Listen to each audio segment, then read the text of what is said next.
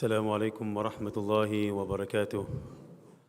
Alhamdulillah, my respected brothers, we are once again privileged and honored to be in the Masjid in the house of Allah subhanahu wa ta'ala during this waqt of Yawmul Jumu'ah. We ask Allah subhanahu wa ta'ala to bless us all and to allow us to take heed from the Jumu'ah program today. It gives me great pleasure once again to announce our guest speaker, or to introduce our guest speaker, and it's Hafez, senior advocate Abubakr Mahomed, and he's been with us before many a times, and we say ahlan wa sahlan and jazakallah khair to you for taking out the time to be here and to deliver the pre-khutbah talk. And we also welcome our guests from all over the world, apparently, and we say ahlan wa sahlan. We have a couple of ministers here from Afghanistan and a delegation from Afghanistan and other parts of the world. Kazakhstan, sorry, mashallah. The delegation from Kazakhstan. And we say ahlan wa sahlan to all of you, and marhaban bikum. And may your stay with us in Cape Town be a blessed one, inshallah. Without any further ado, walitafaddal mashkura.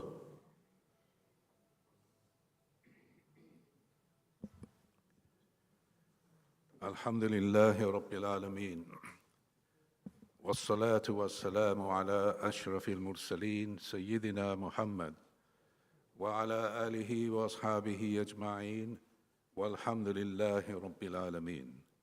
Respected Imam, distinguished guests from Kazakhstan and from Saudi Arabia, brothers and sisters, Assalamu alaikum wa rahmatullahi wa barakatuh. Gazing into the distant future, our Nabi Muhammad alayhi salatu wassalam, with a drop of tears rolling down his cheek, he said, there will come a time when your religion will be like a piece of hot coal in the palm of your hand, and you will not be able to hold it. When the Sahabas asked him, what does this mean? Does this mean that we would be fewer in number? Our Nabi said, no, on the contrary, you will be larger in number, larger than ever before, but you will be as powerless as foam on the ocean waves. And that about summarizes our position in the world of Islam, where every single Muslim country is afflicted with turmoil, turbulence, or transition. And we need to find out the cause of this powerlessness, because there are many interpretations to this hadith that I've mentioned to you, but the most common amongst them is stagnant Muslim scholarship. And that has been the primary reason for the weaknesses of the Muslims throughout the world. In the time of Nabi Muhammad alayhi salatu wassalam, we had the direction of the Quran, ilmul bayan, knowledge of the text, unadulterated by the human mind, pure text. To this day, every single word, letter is in place as if Nabi Muhammad alayhi salatu wassalam himself is writing to you and addressing to you. The second is in the same text, was ilmul irfan. Ilmul irfan, meaning a message from the unseen world.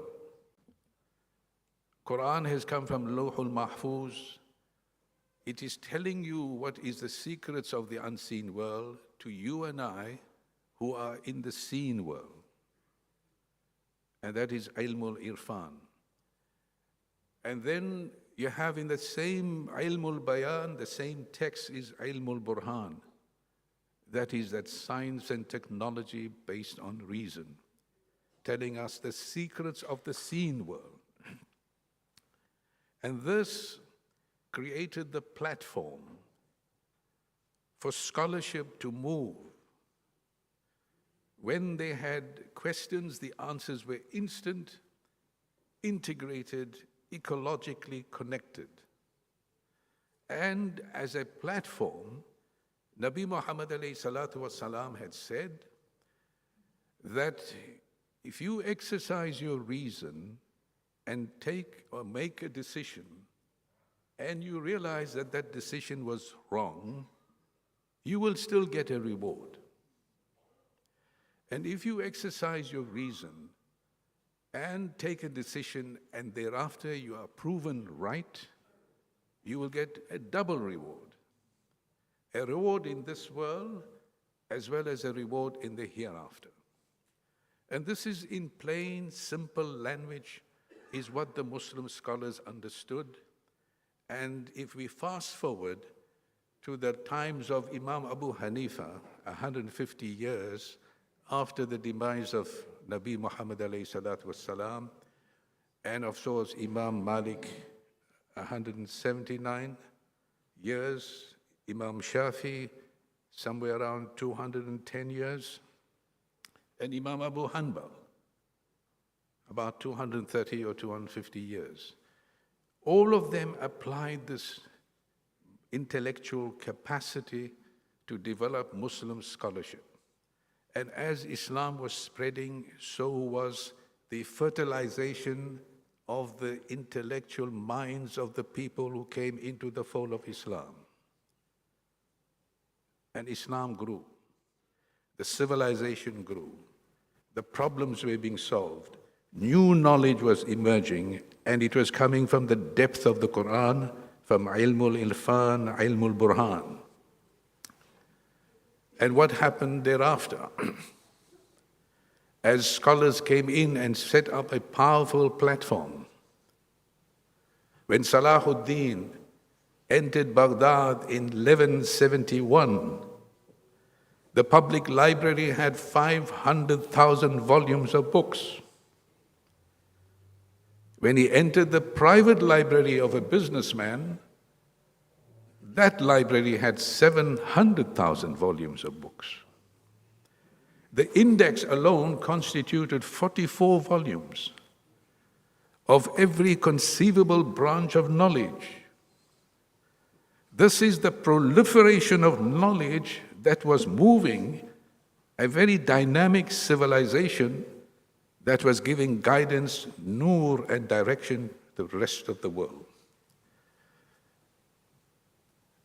The most important is that the platform that these great scholars, jurisprudential scholars, had established was what I would call the doctrine of double truth.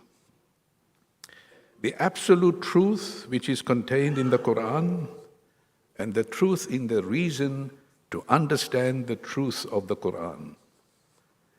And these were Al-Kindi, Ibn Farabi from Kazakhstan, some of our eminent guests are from Kazakhstan, Ibn Arabi, Ibn Rushd, Ibn Khaldun, Ibn Bajjah. All of these great scholars, when they studied the Aristotelian sciences and others, they developed this doctrine of double truth to a point in which they translated the works of the Greeks into Arabic, and from Arabic into Latin, and then Latin into the Andalusian civilization, to a European component that was completely in the dark and in the age of ignorance. I would like to point out to you a very important point, because I'm mentioning to the doctrine of double truth because I want these young youth here to understand where we went wrong, as well as the adults that are seated here. And that is that European scholars were looking for a direction. And that direction that they were looking for is based in the Bible. But we all know, and they know, that that's not revelation. There's maybe 1%, but it's not the whole of it. And therefore, a personality like Roger Bacon, Thomas Bacon, and more important is Thomas Aquinas. If you Google this person, you will find that in the Catholic world, And the Christian world, he is the most highly respected philosopher and scholar. But what he did is that these translations of Ibn Rushd and Ibn Farabi and others that he had with him in Latin, he found the answer. But he mentioned this doctrine of double truth by saying revelation and reason. Revelation is the master, reason is the servant. But he didn't use the word Quran as the revelation, because the church would go against him. So he used the word the Bible, and he said this is good enough. The Bible, the revelation, and reason. And what happened? Reason was like a horse galloping away, interrogating principle of induction and deduction, and reason found inconsistency in their revelation, contradictions, answers that could not be given. So what had happened is a frustration grew.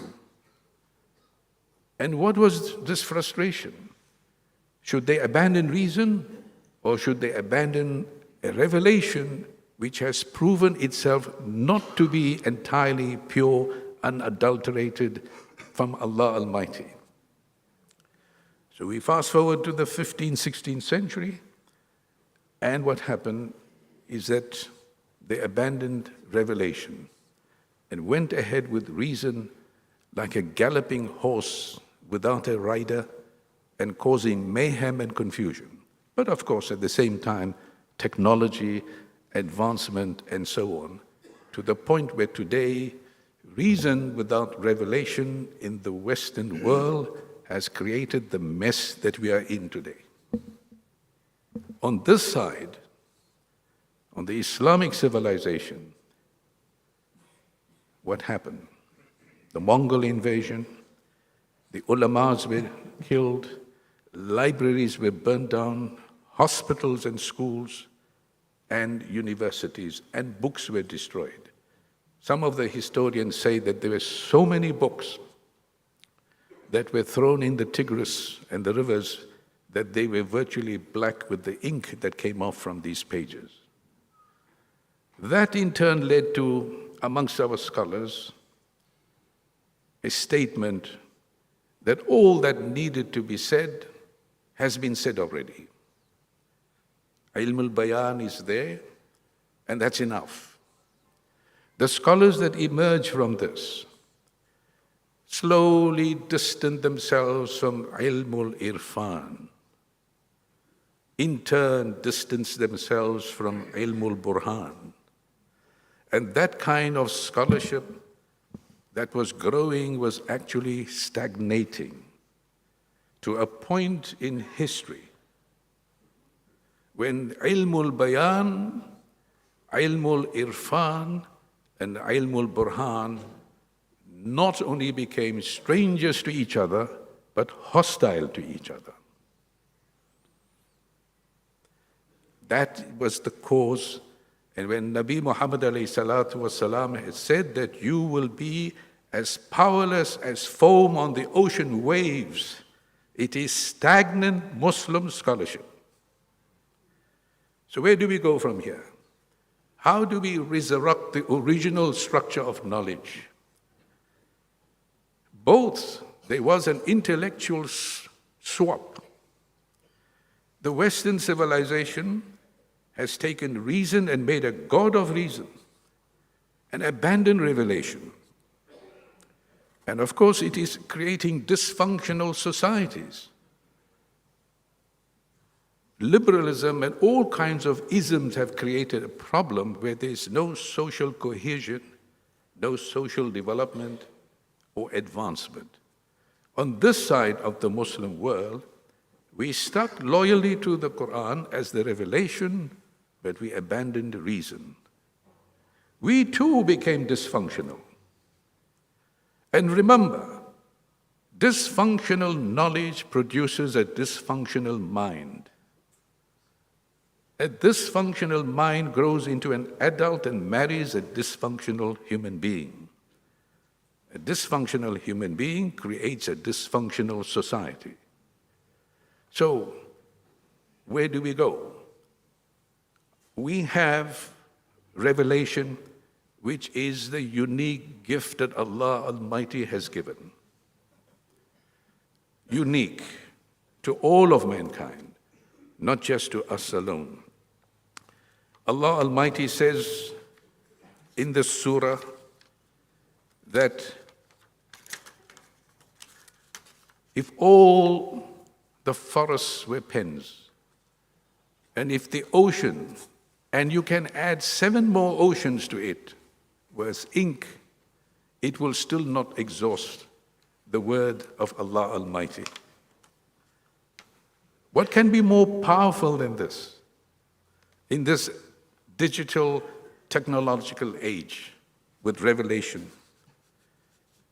وَلَوْ أَنَّمَا فِي الْأَرْضِ مِنْ شَجَرَةٍ أَقْلَامٌ وَالْبَحْرُ يَمُدُّهُ مِنْ بَعْدِهِ سَبْعَةُ أَبْحُرٍ مَا نَفِدَتْ كَلِمَاتُ اللَّهِ إِنَّ اللَّهَ عَزِيزٌ حَكِيمٌ.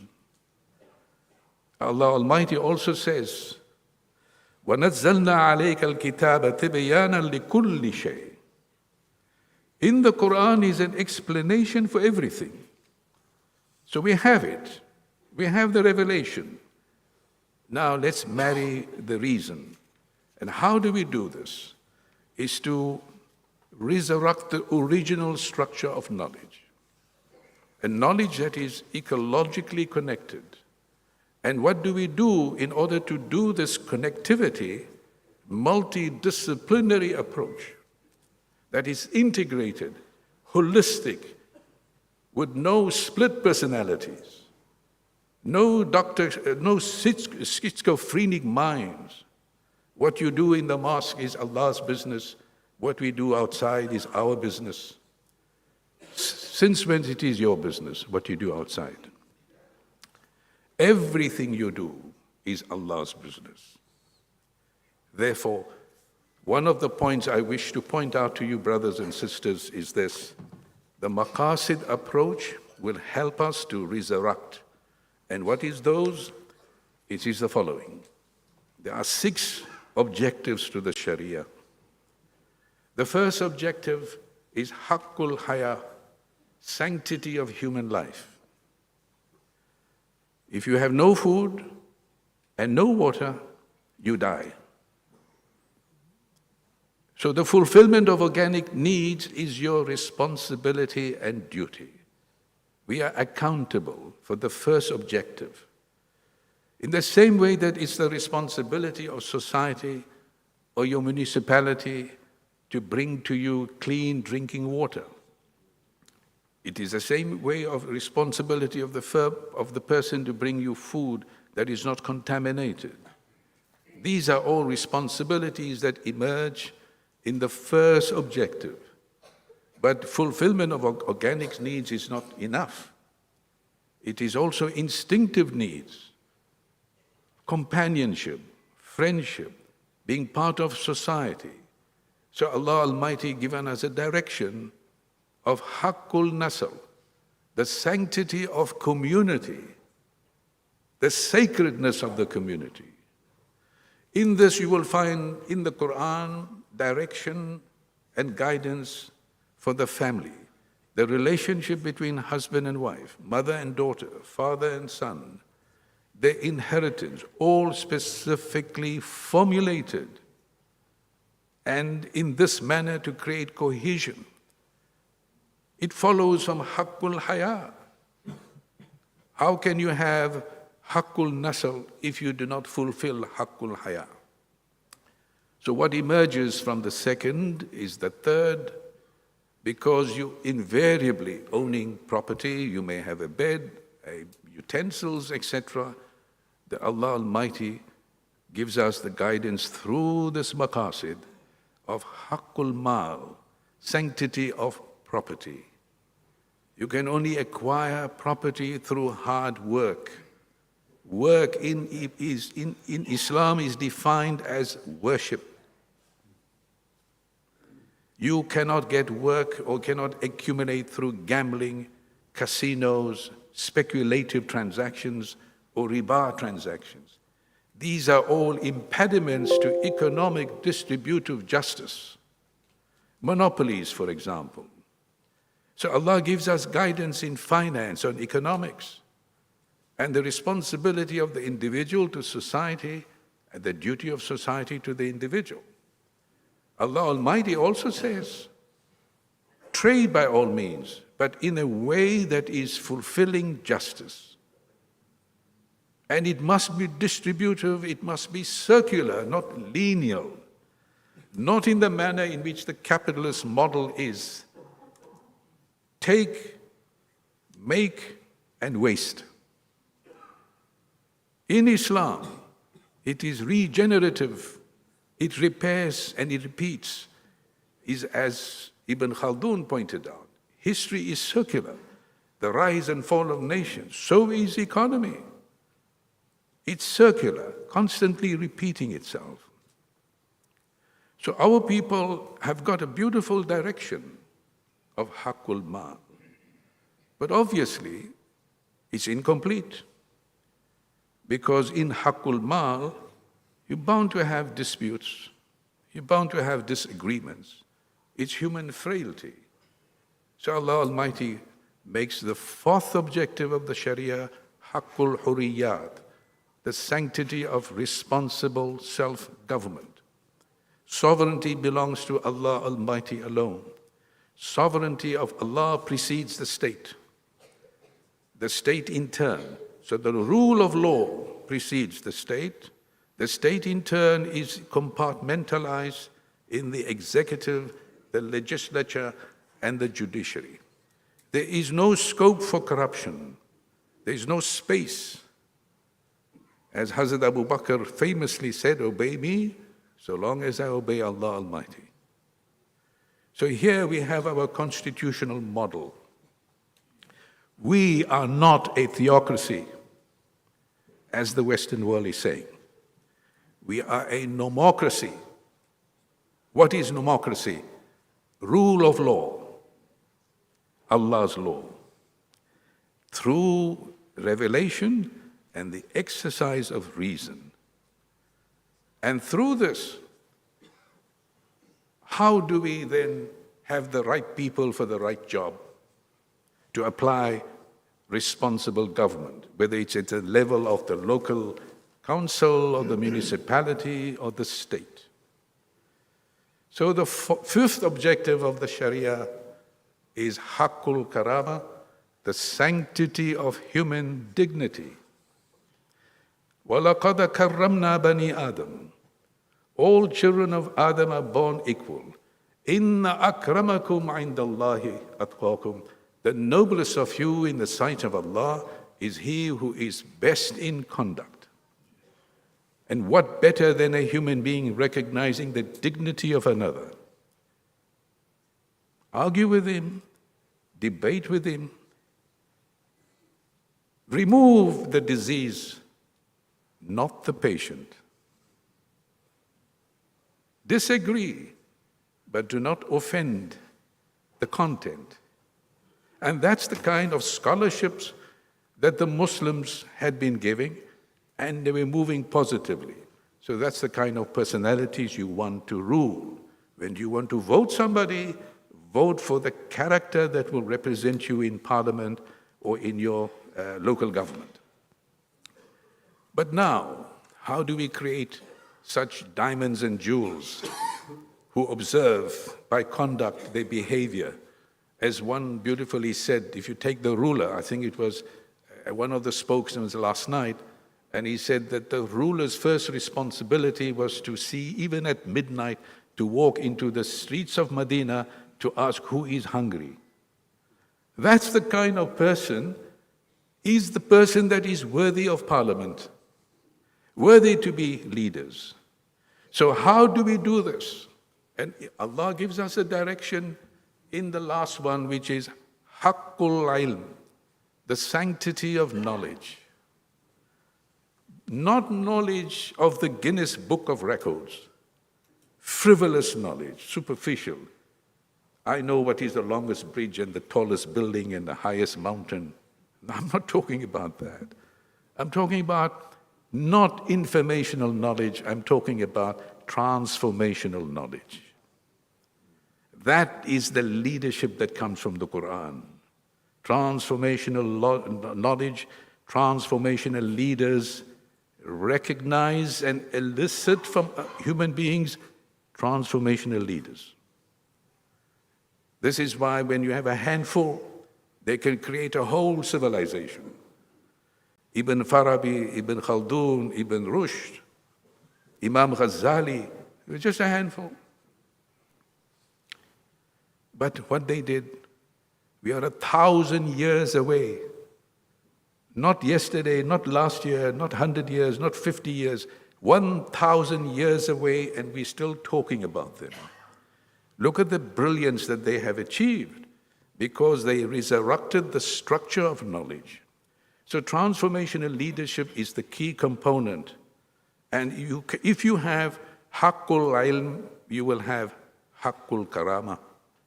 If you have haqqul karama, you're going to have haqqul huriyat, a responsible government of justice and fairness and the rule of law.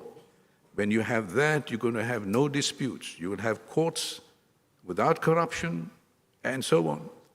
And when this haqqul mal is observed, you have stability in society, which is haqqul nasl. And when you have stability in society, you will eliminate poverty, haqqul haya.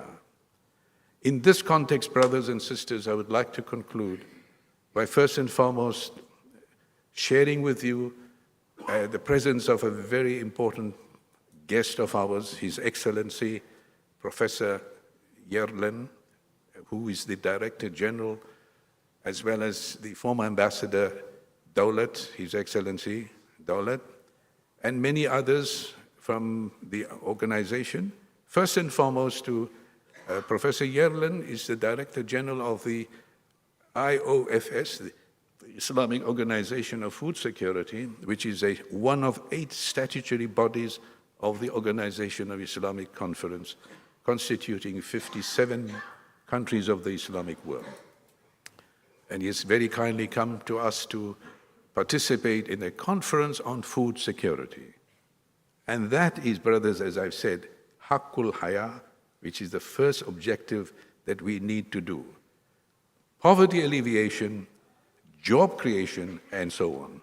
I would also like to mention Dr. Afzal Hussain from Al Mukarrama, Dr. Mohammed Bashir from Abu Dhabi, who was an advisor to Al Mukarrama, Abdul Bari, also from there, and of course Dawood from Mauritius, and some of the other members. That being the position, and I would like to call, with the permission of the Imam, our Nazir Osman, the chairman of the board of the Islamia College, who is also deputy chairman of IPSA board, to come forward and give a token of appreciation to His Excellency Professor Yerlin. Yeah.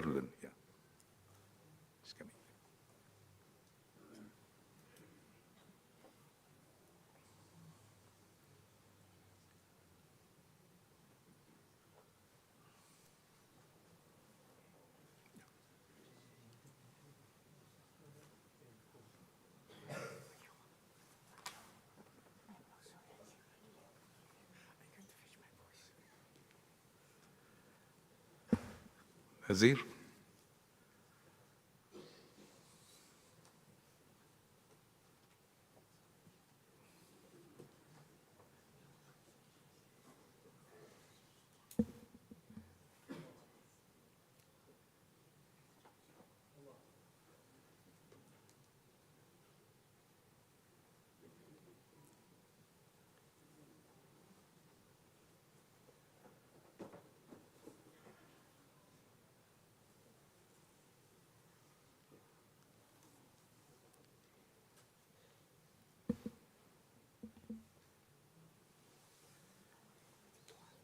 Yes.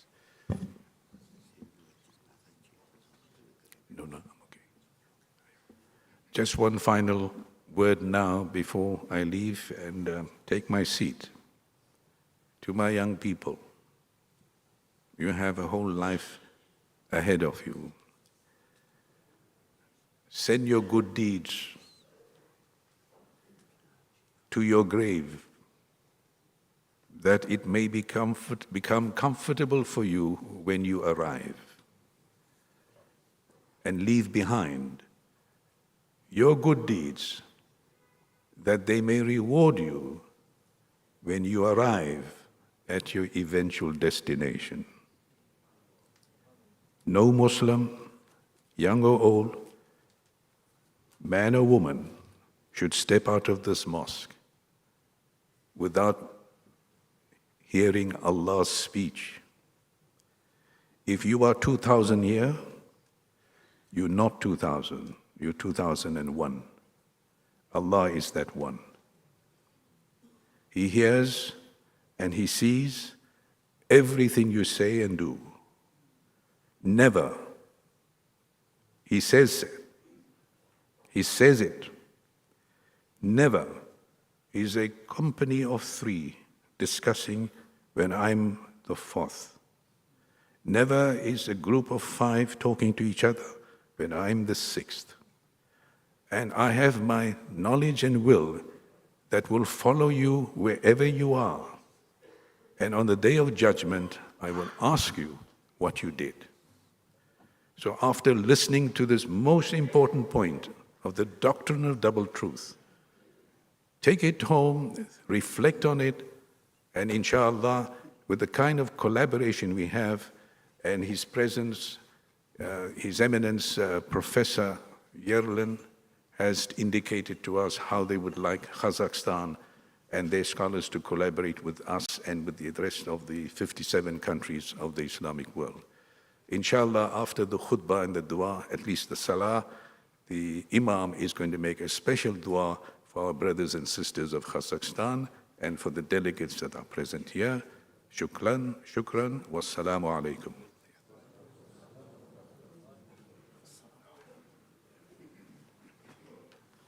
Jazakumullah khairan, we say Jazakumullah khairan to Hafez Senior Advocate Abubakr for that beautiful words and the beautiful welcome to the people of Uzbekistan. And from all of us, we welcome each and everyone here. Once again, Jazakumullah. Allah subhanahu wa ta'ala grant Hafez Advocate Abubakr his health and his strength, inshallah, to carry on for many more years to come. Jazakumullah khairan. Can we just ask the brothers to stand in fadli to fill all the gaps?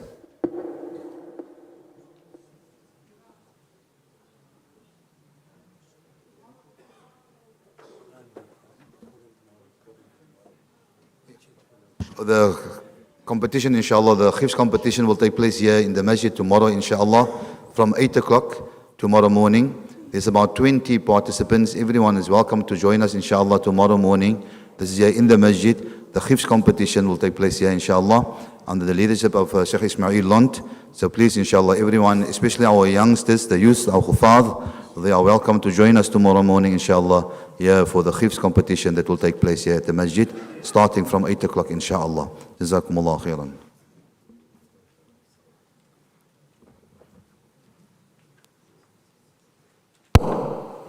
Allahu Akbar, Allahu Akbar, Allahu Akbar,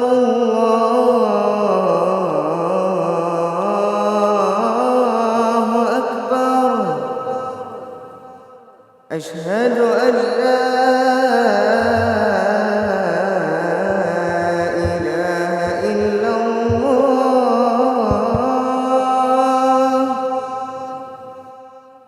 Ashhadu an la ilaha illallah.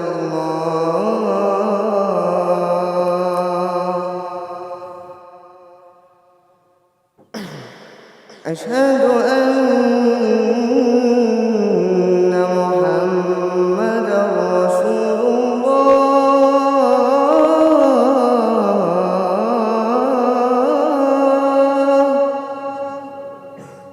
Ashhadu anna Muhammadan Rasulullah.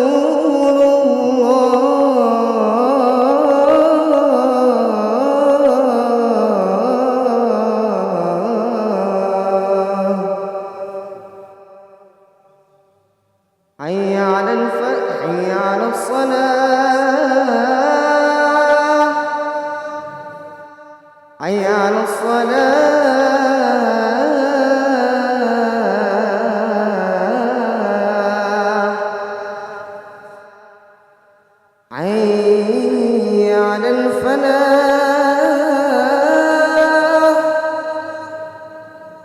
على الفلاح.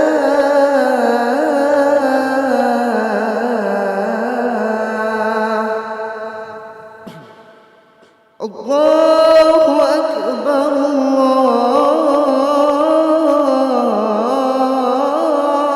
الله أكبر لا إله إلا الله.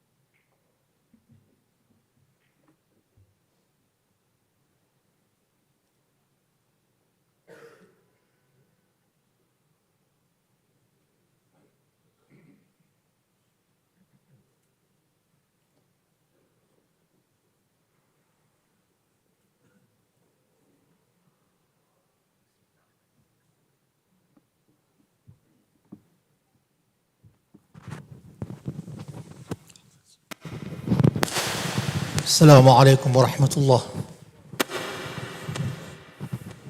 الله أكبر الله أكبر الله أكبر الله أكبر الله أكبر الله أكبر. أشهد أن لا إله إلا الله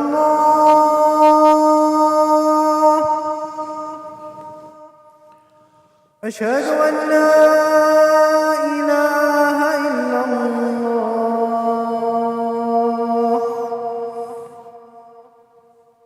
أشهد أن محمدا رسول الله.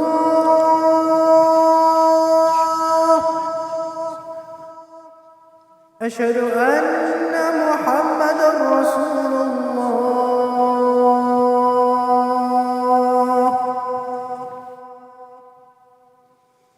حي على الصلاة.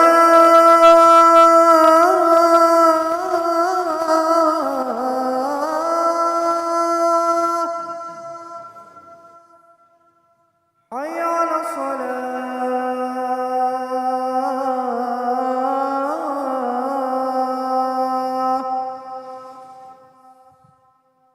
حي على الفلاح.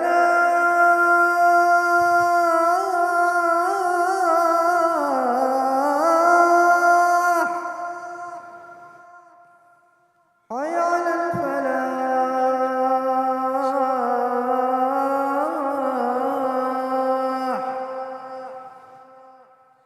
الله أكبر.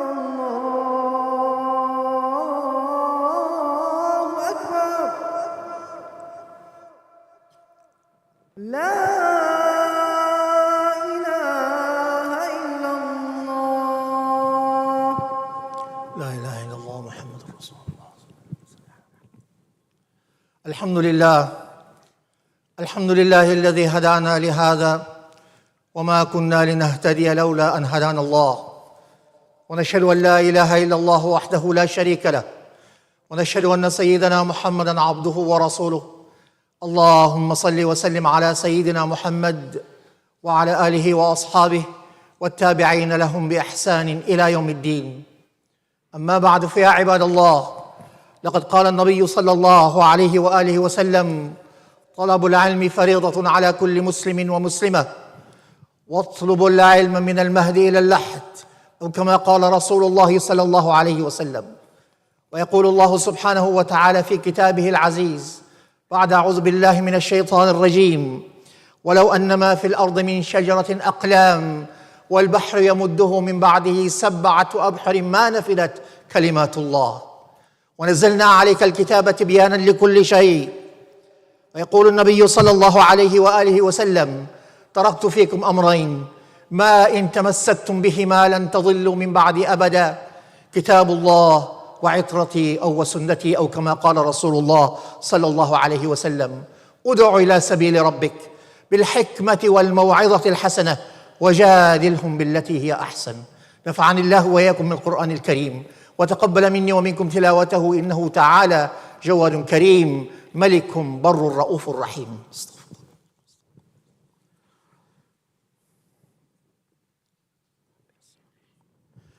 الحمد لله كما يجب علينا من حمده وتعظيمه، ونشكره سبحانه على إحسانه وإنعامه وتكريمه، ونعوذ به من شرور أنفسنا ومن سيئات أعمالنا ومن نزغات الشيطان وتوهيمه. ونشهد أن لا إله إلا الله وحده لا شريك له، ونشهد أن سيدنا محمدًا عبده ورسوله. أما بعد، فيا عباد الله، اتقوا الله سبحانه وتعالى وأطيعوه، فإن طاعته أقوم وأقوى. وتزودوا فإن خير الزاد التقوى، واحذروا أسباب سخط الجبار، فإن أجسامكم على النار لا تقوى. ثم اعلموا أن الله سبحانه وتعالى قد قال في كتابه العزيز: أعوذ بالله من الشيطان الرجيم، بسم الله الرحمن الرحيم: إن الله وملائكته يصلون على النبي يا أيها الذين آمنوا صلوا عليه وسلموا تسليما. اللهم صل وسلم على سيدنا محمد صاحب الوجه الأنور والجبين الأزهر، وارض اللهم عن أصحابه أبي بكر وعمر وعثمان وعلي، وعن سائر أصحاب نبيك أجمعين، وعن التابعين ومن تبعهم بإحسان إلى يوم الدين، وعنا معهم بمنك وكرمك ورحمتك يا أرحم الراحمين. اللهم أعز الإسلام والمسلمين، اللهم أعز الإسلام والمسلمين، وأذل الشرك والمشركين، ودمر أعداءك أعداء الدين، واجعل هذا البلد آمنا مطمئنا وسائر بلاد المسلمين. اللهم آمنا في أوطاننا، واصلح أئمتنا وولاة أمورنا، واجعل ولايتنا في من خافك واتقاك واتبع رضاك يا أرحم الراحمين.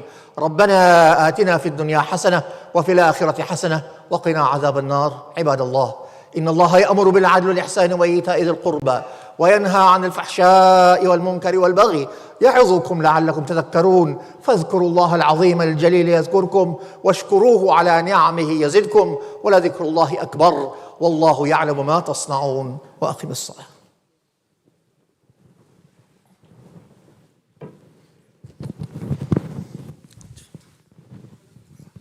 We straighten the rows, Ms. Fadlik. Fill all the gaps.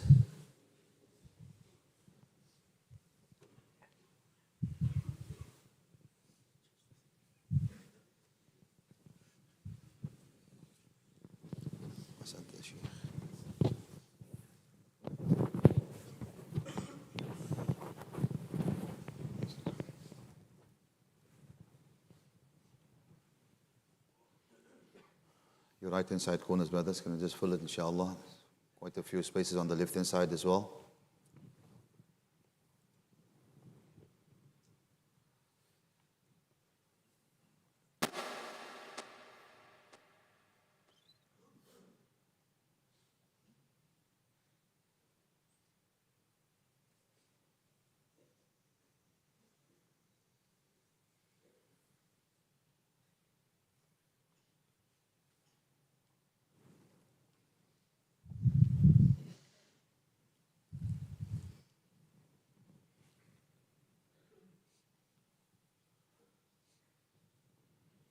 قم الصلاة. الله أكبر الله أكبر أشهد أن لا إله إلا الله أشهد أن محمدا رسول الله حي على الصلاة لا حول ولا قوة إلا بالله.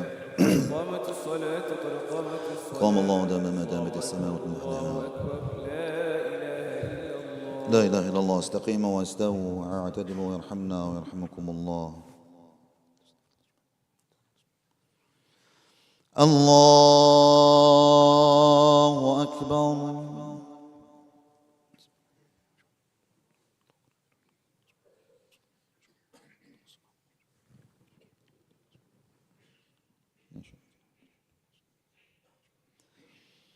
بسم الله الرحمن الرحيم. الحمد لله رب العالمين الرحمن الرحيم مالك يوم الدين إياك نعبد وإياك نستعين اهدنا الصراط المستقيم صراط الذين أنعمت عليهم غير المغضوب عليهم ولا الضالين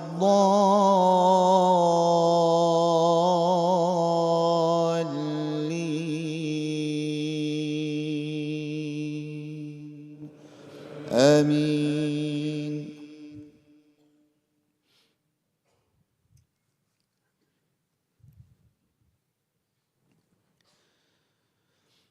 يا أيها الذين آمنوا استعينوا بالصبر والصلاة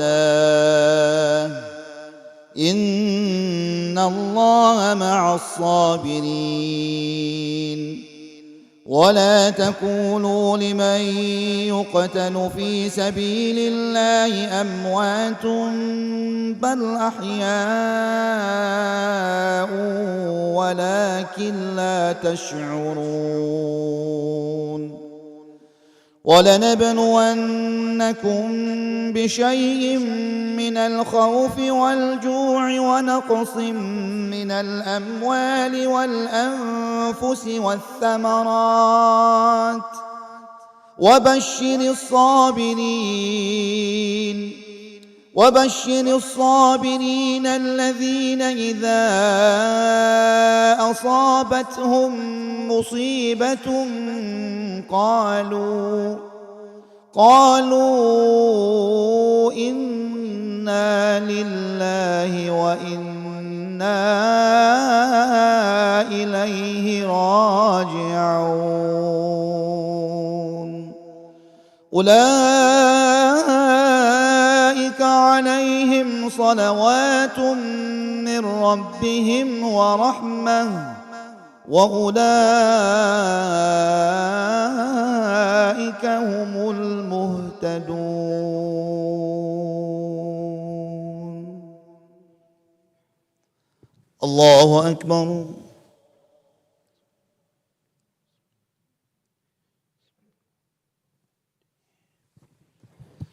سمع الله لمن حمده.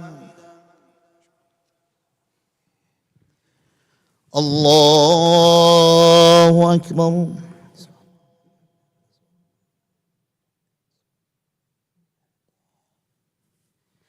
الله أكبر. الله أكبر.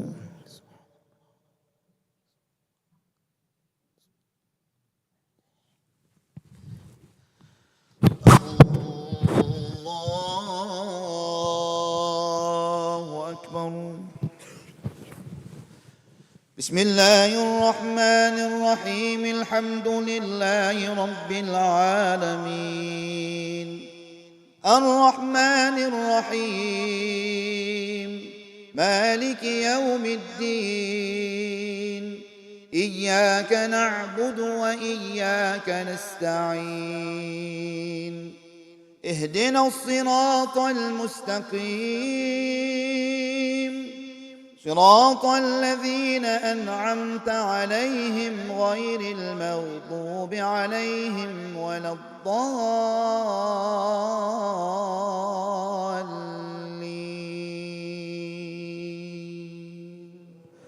آمين.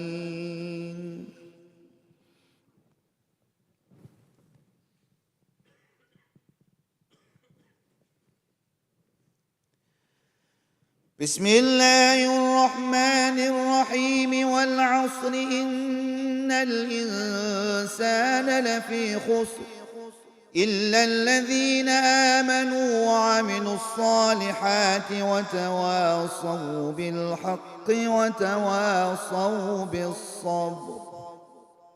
الله أكبر.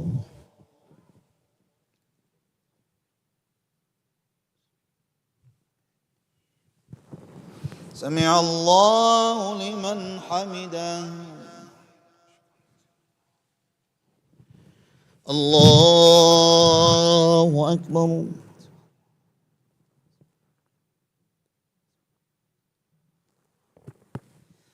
الله أكبر.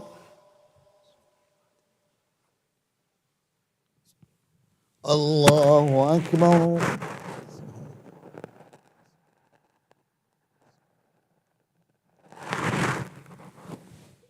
الله أكبر.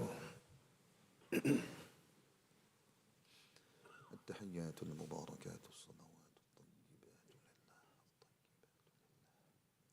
السلام عليك أيها النبي ورحمة الله وبركاته وسلام علينا وعلى عباد الله الصالحين. أشهد أن لا إله إلا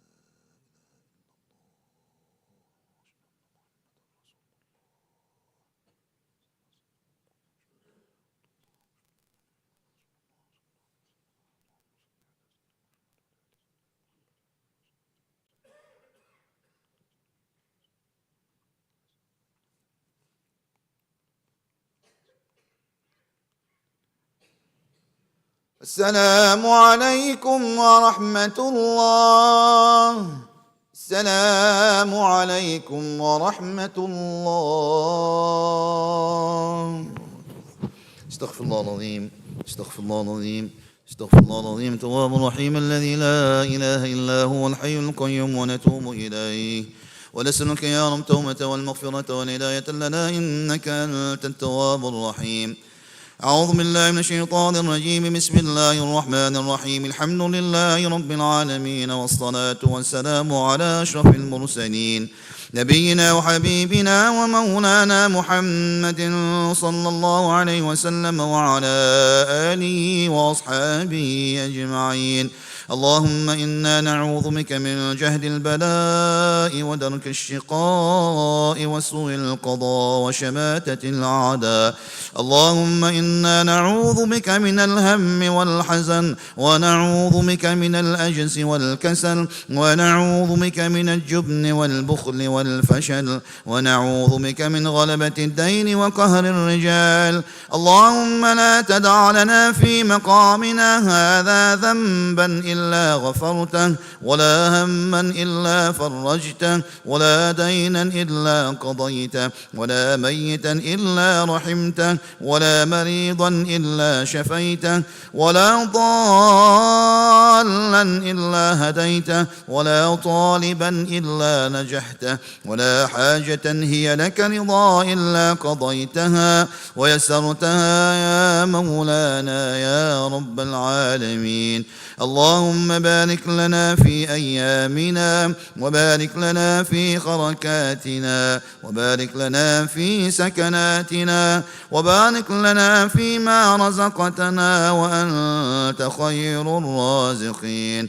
اللهم أعز الإسلام وانصر المسلمين. اللهم ألف بين قلوب المسلمين ووحد صفوفهم وأصلح قادتهم واجمع كلمتهم على الحق يا مولانا يا رب العالمين.